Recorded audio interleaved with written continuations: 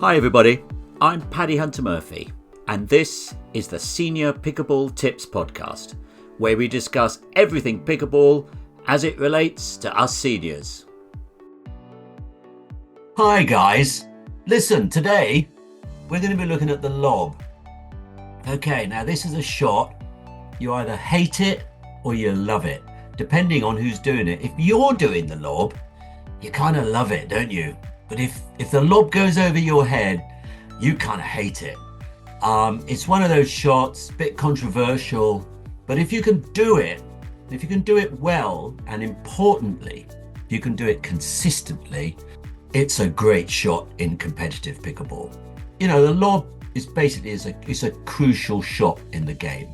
It offers a way to reset points, it disrupts your opponent's rhythm, and you can take control of the court. When done well, it can be a weapon, a real game-changing weapon. However, be careful, because if it's not done well, you can set it up for a real easy smash from your opponents and they can take the offensive to you. So, in this episode, we're going to dive deep into techniques, tactics, strategies behind effective lobbing. Okay, hopefully you can add this to your arsenal. Right, when do you use a lob? Well, when your opponents are at the kitchen, this is the best time, the most common scenario to use your lob. A really well-placed lob can force them to go back, giving you time to get to the net. And as we know about this sport, being at the net is all. When you're on the defensive, let's say you're backed into a corner, you're under pressure, a lob can give you time to recover and kind of reset the rally. Okay, you may just set up a smash volley from your opponents, but it will keep you in the point. And of course, you can use the lob to exploit weak overheads. So if you know someone is having difficulty with that overhead shot, you can lob them frequently. You can put them in uncomfortable situations. So let's have a look. Techniques of lobbing in pickleball. Well, the forehand lob, number one, is the most natural and commonly used. Right, the grip and the stance. Use a continental grip and position your body sideways to the net. Follow through. Your follow through is crucial for control and lift. Start low and extend high, aiming to keep your paddle moving in a sort of upward arc. The longer you follow through, the higher and deeper your lob will be. Okay, what kind of height should you be aiming for? Well, enough height to clear your opponents comfortably. I mean, if they're tall or have good reach, you're going to have to hit it quite high, but not so high that they have time to set up for a powerful overhead. Basically, here's a tip. Give the ball lots of height. The most common error in lobbing is hitting it too long. Height will help to overcome this.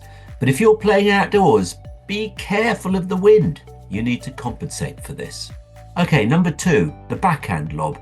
Now, this is less common, but equally important, folks, especially when you're caught on your weaker side. Again, grip and stance. Hold the paddle using that continental grip. Position your body sideways again with your backhand facing the net.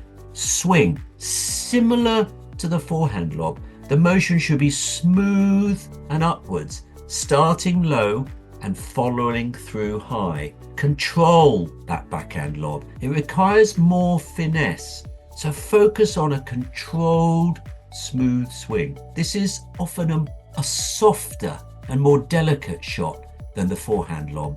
Here's a tip. Think about using a two-handed backhand. It may help you with your backhand lob. It offers more control and stability. Frankly, I always say, and you may have heard me say this before, it's good to have both kinds of backhand if you can. Okay, let's look at different kinds of lobs. Number three, the dink lob. Now, this is a great lob to put in if you can. It's a specialized shot and it can really catch them off guard. Now, when your opponents are expecting a soft dink near the kitchen, you can quick change to a high lob and that can really mess them up. And it is a great shot if you can do it. and it's something that I suggest you give it a go. The execution, it's the sort of same setup as a regular dink. Now that's important. It's to do with disguise. So your opponents think, oh yeah, he's going to dink it. But at the last second, you can do one of two things. One, you can flick your wrist upward to add loft to the ball, or you can stay with your regular dink backswing and extend your arm and push the ball high. So that's two different techniques for the dink lob. Try and remember that. Right, deception is really important in this dink lob shot. And that's the key to it, disguising it into the last moment and then putting it over their heads. Here's a tip. This is a great shot to have in your armory. Don't use it too often though, because, people get used to it, but it can be extremely effective. And this is something I think you should definitely be trying on court. Okay, let's look at tactical considerations. 1, positioning and court awareness. Look for the openings. The most effective lobs are those that exploit space. One thing I find, if they hit the ball to me and it's a mid-court ball, it ain't a great ball, I got a bit of time, and they are charging to the net, I find it not too difficult just to lift it over their heads. And what I like to try and do is give it a little top spin as well, if you can. Obviously, if you're a beginner or a novice, you may not be there yet. But if you're an intermediate, certainly try a little bit of top spin. What that will do is it will raise the ball high, but when it's high, it will bring it down a lot quicker, which means it's more difficult for them to recover it. Okay, when you are lobbing from mid-court, aim for the deep corners of the court. If you aim for the corners, you get a little bit more space than if you aim for the middle. But at the end of the day, we're looking for consistent shots, folks. So be consistent. Don't take the risk necessarily of putting it in the corners. But if that's something you feel comfortable doing, give it a go. Here's a tip. Aim to lob over their backhand if you get the opportunity. But remember, too, in terms of tactics, you've got to mix up your shots. Don't lob too frequently. You can become predictable and you allow your opponents to adjust their position because they can see you're just about to lob. And better players, that they can get to it and they can just smash it for a winner. So be careful. Remember, be consistent. It's essential to mix lobs with other shots, dinks, drives, etc. Keep your opponents guessing. A lob works best when it's unexpected. Okay, watch for wind conditions. Right, lobbing in windy conditions. It can be tricky. We've all done it. We've all played outside and, there can be a bit of a wind and it's tricky. But if you're hitting with the wind, obviously the ball may carry further than expected. And if you're hitting into the wind, it won't. So just be mindful of that. Here's a tip. Use a cross-court wind to your advantage. If you can judge it well, aim wide of the court and let the wind bring it in. This can be a distraction to your opponents, so use the wind. And also, in another way, if you're aiming for one side and the wind is moving in that direction, aim for the middle of the court. Let the wind take it to the edge of the court. So use the wind. Right, strategic use of the lob. You can use it obviously as a defensive tool. You're under pressure. You're pinned to the baseline. A lob is a great way to neutralize your opponent's attack and buy time for you to sort of get your act together to regain your position. So if you're right at the back and you're under pressure and they're smashing it away and doing volley smashes at you, put up a lob, just get it back into court, right? If they're dominating at the net, just get it back into court. And that can be very useful as a defensive lob. Quick message. We've just launched something completely free for senior pickleball players. As many of you know, my brother Terry and I run the Senior Pickleball Tips Facebook group, now with over 140,000 members from 63 countries. I know, it's crazy. And we are in the process of building the new Senior Pickleball Academy. Inside, you'll learn in different ways. You can watch coaching videos, listen to podcasts, try the drills and join live group webinars. We're also creating 4 levels: new beginners, advanced beginners, low intermediates and high intermediates, each with its own content so you can improve step by step. But we want you to join early and tell us what you want. That will help you on your senior pickleball journey. And the best part, it's free to join. Just click the link in the show notes and let's build the world's best senior pickleball community together. Okay, now let's get back to the podcast. All right, here's a tip. This is hard to implement if you're far back on the court. The wiffle ball usually cannot be hit far enough to make this shot, this long defensive lob from the back of the court. But give it a go and see if you can do it. Of course, the alternative is the dink drop shot or a hard drive low across the middle of the net. But, bear in mind that lob. Don't use it too much. Give it a go. Okay, lobs can be great for turning defense into attack. So use it if you can. Use it especially when they're not ready for it. Right, lobbing against aggressive net players. We've all come across this. Players who love to attack from the net are prime candidates for lobs, and they hate it.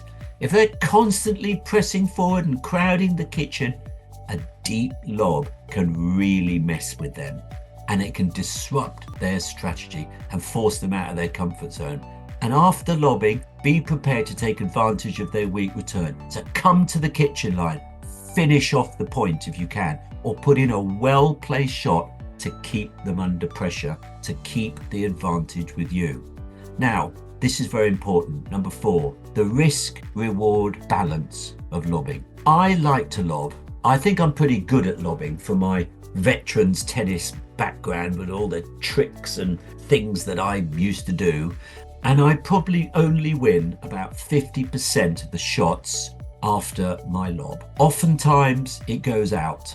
The wind takes it out or I hit it long. And I think I'm pretty good at it. So be careful. The risk reward is generally pretty low, especially if you're doing it a lot. The key to effective lobbing, it's recognizing that right moment to take the shot and also to practice it enough to make your execution. So guys, consistency is the key. Now, I'm going to finish with one thing. If you're playing in rec play, here's a tip, a big tip. We've talked about this when we've talked about safety. Remember, when returning a lob, never run backwards to prepare for a smash. This is the most dangerous thing you can do on a pickleball court. When a lob is hit over your head, turn around and run around the ball to hit it back. Or as I say, quite a bit of a joke, it's just use that word, yours. Okay, here's a final thought before we finish. The lob is a fantastic shot, okay? But it can drive people mad. When you're playing in rec play, okay, put up 1 or 2 lobs, but don't do it all the time. Don't lob that woman who's only 5'2" and she loves coming to the kitchen line, and you can just put that lob up quite easily. They have to scurry back and you win the point and feel great about it. Okay, once or twice, guys, but don't do it all the time. Remember, pickleball is fun for everyone. We're not there to win the whole bloomin' time. Okay, so guys, don't be like that. Let's just enjoy our pickleball and don't lob the whole time. It's not always about winning. Obviously, if you're in a challenging situation, you're in a tournament, the lob is working, hell yeah, use it all the time. But guys, let's just enjoy our pickleball. Let's not lob everyone all the time in recreational play, and let's just move forward from there. Okay, I hope that's been helpful. The lob's a great shot, but be nice about it, everyone out there. Be a good person and enjoy your pickleball. and keep it going. I hope that's been helpful. Okay, we'll leave it there. Bye for now. I'm sure you don't want to miss any of these absolutely super duper senior pickleball tips podcast episodes. So please find us on Spotify, iTunes and Amazon, or you can just ask Alexa. And also remember, we've got the Senior Pickleball Tips Facebook group. We've got these podcasts already mentioned, but also we are starting the Senior Pickleball Academy on the school platform. So find us there. Okay, bye for now.